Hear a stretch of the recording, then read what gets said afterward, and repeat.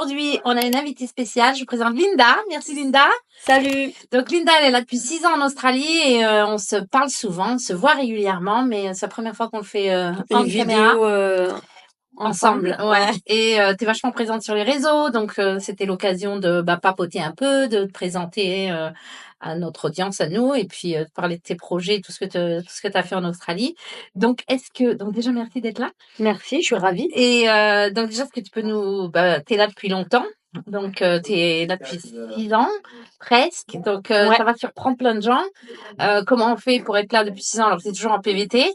Peut-être que tu peux commencer par expliquer. Mais alors, oui, je suis arrivée en 2018.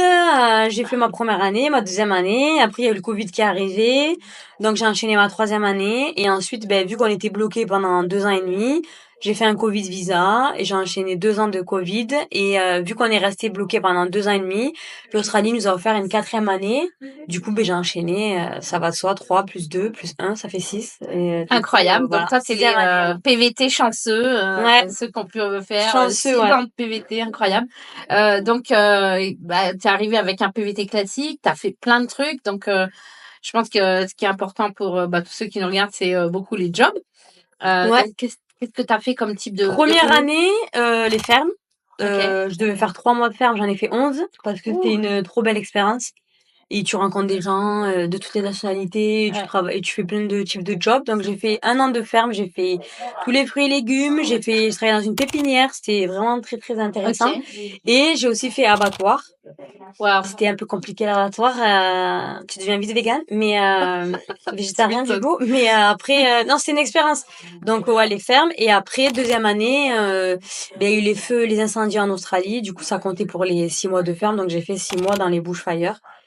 Et ensuite, j'ai continué avec les sinistres, les inondations, tutti quanti. Et après, j'ai fait les mines aussi pendant 1 an. En tant que train assistant dans les mines. Et j'ai pas aimé, voilà, si vous voulez savoir, j'ai pas aimé les mines, j'ai pas aimé la vibe, j'ai pas aimé, c'est dur, c'est 12 heures par jour pendant 3 semaines, etc. Mais la mentalité, l'ambiance, en tant que femme, moi, j'ai pas vraiment apprécié l'expérience. Donc, même si tu gagnes beaucoup d'argent, moi, je trouve que le niveau de vie, il est t'as de l'argent et tout, mais c'était pas en adéquation avec mes valeurs et pourquoi, en fait, je suis en Australie, quoi, parce que les gens, ils oublient que l'Australie, c'est pas que faire de l'argent, c'est aussi l'expérience humaine et l'expérience à faire, toi, tu découvres un nouveau pays, il y a plein de choses à faire en Australie, il y a pas que les mines. Ouais. Voilà. Toi, t'es assez présente sur les réseaux, donc t'as plein de gens qui te posent des questions. J'imagine que le sujet des mines, il revient souvent. Oui. Donc, on sait que vous êtes nombreux à vouloir venir gagner de l'argent ici. Bon, c'est un projet. Non, mais c'est sûr que c'est ambitieux, c'est bien, c'est une bonne volonté. Quelles sont les chances d'un jeune Français qui débarque? Un jeune Français qui débarque, franchement, chance 5%. 5%. Non, mais en vrai, 5%. En vrai, c'est toi et ta chance. T'as des gens qui vont arriver, ils vont directement trouver un taf en mine. Mais sur 100 personnes, c'est rare que t'as 10 personnes qui sont en mine direct dès qu'ils arrivent.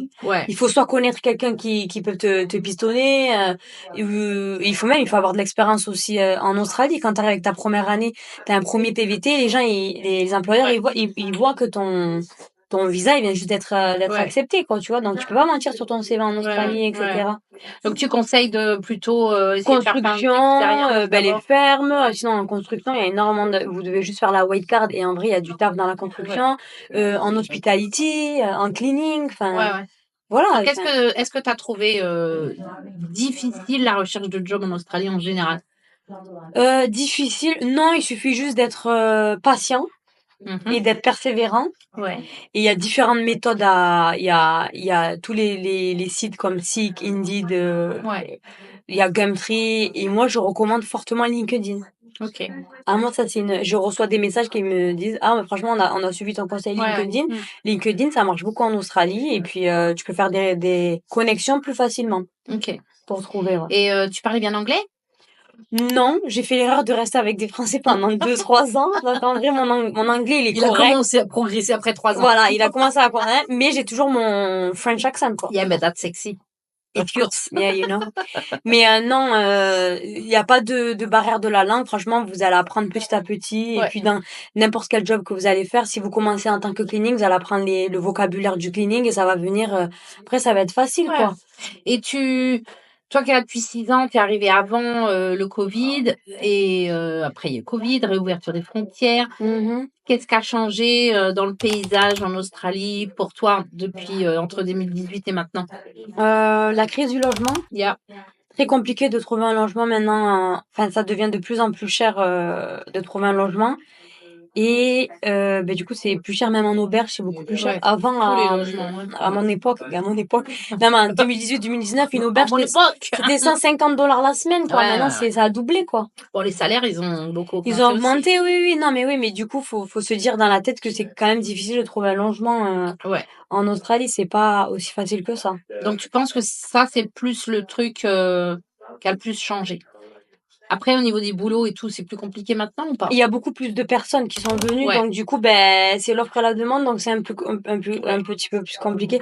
C'est pour ça qu'il faut être patient. Il faut pas. Et si vous avez un employeur qui vous propose 20, bon, maintenant le casual il est à 29, Mm. mais un taf à 25 balles, prenez-le. Enfin, Ouais. ne Ou pensez peu pas. d'heures, Oui, accepte ou même 20 peu heures. d'heures. Tu Ouais, commences avec 20 heures, tu fais tes preuves, et après ils vont te donner ouais, ouais. 25, et après ils vont te donner 30, et après 35, et après ils vont te dire full time. Ouais, ouais, Tu donc vois. patience. C'est des étapes à avoir. Et il faut que même toi, en tant que nouvel expat, tu comprennes le système australien et Ouais, tu t'habitues aussi à l'Australie, tu vois, c'est important. Hein. ouais, ouais. Enfin, c'est T'as bon. beaucoup changé ton mindset, toi, entre Bah ton oui, arrivée et bah moi maintenant? je travaillais pour 20 balles de l'heure. Hein. J'étais hyper contente, 20 balles. Franchement, je gagnais $600 la semaine, j'étais la plus heureuse. Mm. Ben, tu changes ton état d'esprit et puis tu apprends plein de nouveaux jobs et puis voilà. Et puis c'est pas la France.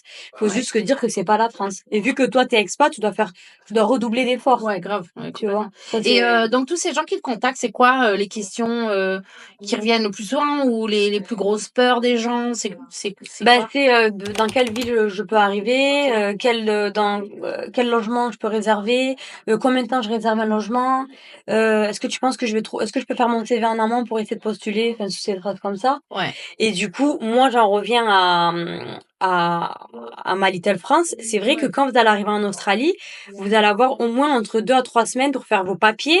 ouais, Vos papiers, que ça soit ouverture de compte, TFN, etc., passer vos tickets, etc. ouais. Et je trouve ça important d'avoir une adresse postale en Australie. Et c'est vrai que des fois, si vous savez pas si vous allez rester 1 semaine ou 2 semaines en auberge, parce que des fois, tu vas réserver 1 semaine, tu vas vouloir extend ta deuxième semaine, mais il y aura plus de place, donc tu vas devoir rechanger, etc.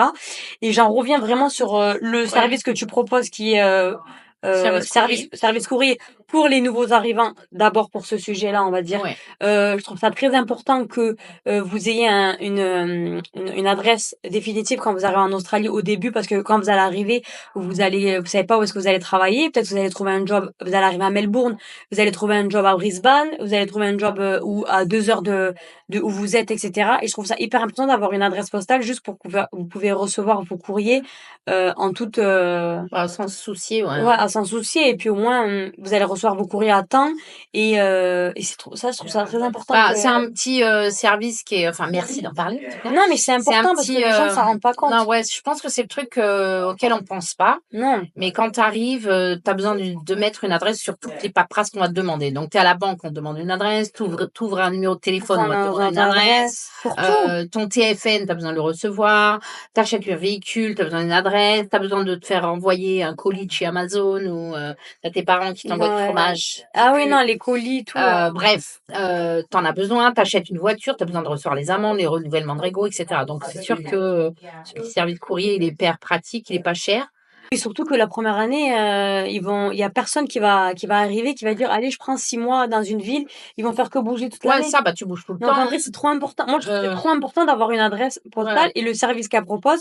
J'aurais bien aimé, moi, quand je suis arrivée, avoir une compagnie ou enfin un service ouais. comme celui-là, parce que franchement, c'était la galère. Ouais, bah ça peut être chiant. Il y a des gens Ça peut qui être chiant, tu perds ils tout. reçoivent pas leur TFN parce qu'ils ont mis l'adresse de l'auberge. L'auberge ne leur donne jamais parce que c'est paumé. Ils sont obligés d'attendre 28 jours. Ensuite, ils sont obligés d'appeler. Ils parlent pas forcément anglais. Donc bref, ça crée des soucis Oui, pour surtout rien que faire. vous, s'ils prennent pendant un an, vous vous occupez de leur courrier Ouais, pendant ouais, c'est un an. digital, Ouais. ils peuvent balader partout en Et Australie, aller en road trip, vous faites quoi? Vous leur scannez on les s'ils scanne sont... tous les Ah ouais. jours, on leur envoie, on garde les colis ici, ils viennent les chercher, on les renvoie. Enfin bref, on se débrouille après individuellement en fonction de chacun, mais Oui, non, franchement, moi, ça, j'avoue, je valide à mort. on Vraiment, ça, adore, c'est un bon service. Non, on franchement, adore. hein. Franchement, ça, c'est bien. Notez-le, non, vraiment. Ouais. Et donc du Dis-moi. coup, la suite pour toi de tes projets, c'est quoi?